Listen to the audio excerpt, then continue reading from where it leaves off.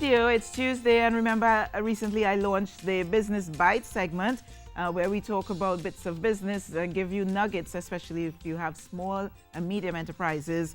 Some large businesses might learn something too. Well, in studio this morning, I have Allison Demas, chairman of the Nova Committee of the Trinidad and Tobago Chamber of Commerce. Good morning, Allison. Good morning, Lisa. Always Good a morning, pleasure. audience. Always a pleasure to have Very you. glad to be here. Yes. So this is a new position. You're the new chair of the Nova Committee. First of all, what is the Nova Committee? So the Nova Committee is the committee of the TNT Chamber that focuses on the needs of micro, small, and medium enterprises. And we have a series of events aimed at connecting young emerging business professionals with business leaders in our community. Right. I know that I have been to a number of the events by the Nova Committee, the Lunch and Learn series and so on. And, you know, it's so important for young businesses, especially, to be able to network. And I feel like that's what the Nova Committee can afford people. Yes. Yeah. So we recently launched our 2019 series of Lunch and Learn. Yes. And last week we featured the indomitable Destra Garcia. Hey, one of my favorite people. Good morning, Dee. Yes. Yes.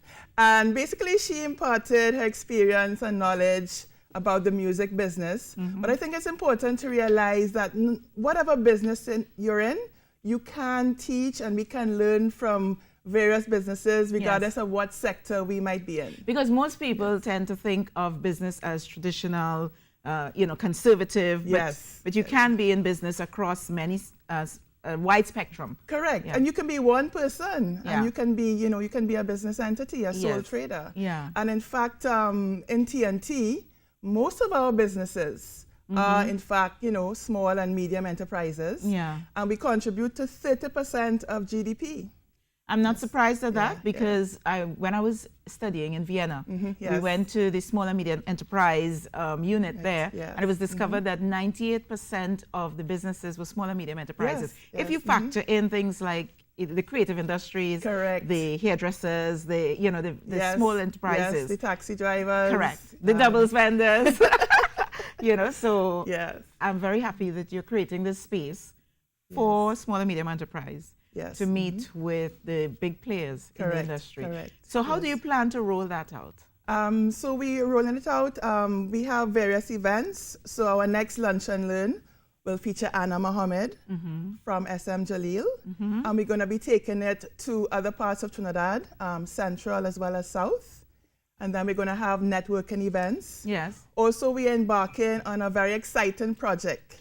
It's creating an ecosystem for the development of new business. And what does that mean? So we're going to be starting with incubators. There are various incubators like at UTT, at UE, etc.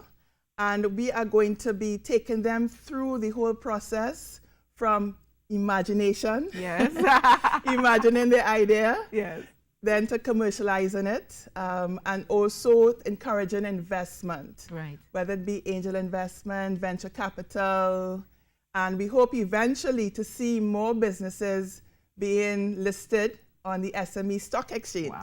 So this is for small businesses, new businesses, what this incubator program, this ecosystem that you're developing starts. So we're gonna, there are apparently 11 incubators across TNT.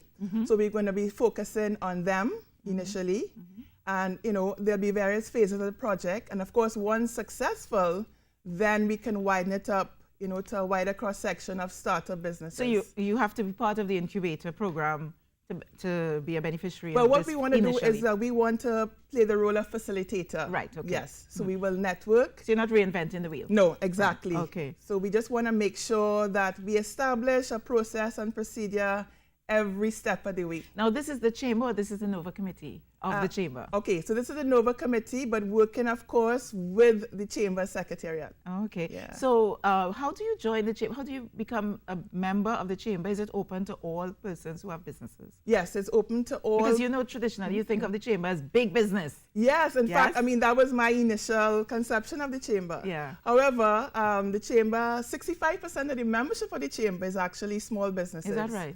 So you have various tiers based on what's your annual turnover. Right. And we even have an associate tier for incubators, business incubators. And they only pay a nominal fee of $50 a year.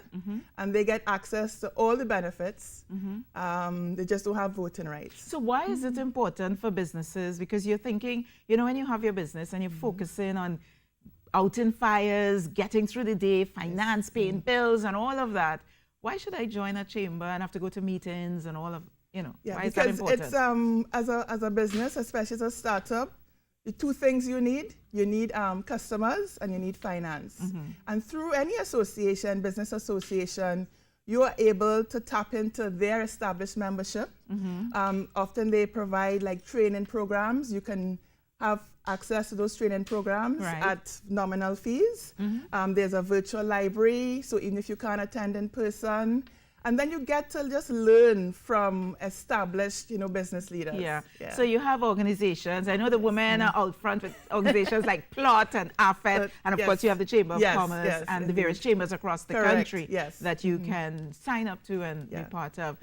Allison, when is the next luncheon? Lynn, you said again? It's going to be in March. Right. We haven't established the date. Okay, so it's one a quarter. Yes. Okay. Yes, sorry, I missed the one with Destra. I know she's good. She's a serious businesswoman. Yeah, she and when is. people don't She understand is. Carrie and Rishi, you know, you see all the entertainers and they come in here and they're fetting and all of that on stage. But what people don't understand is for many of them, there's a full infrastructure and business behind what you see on television or on stage. Yeah. It's amazing the kind of things that they do, you know. Yeah. And you find now, you know, many years ago, artists were focused on that performance and the clothes for the performance. But now you're seeing investments in real estate, in gas stations, in businesses, So, in, you know, in radio stations. Good one, Allison.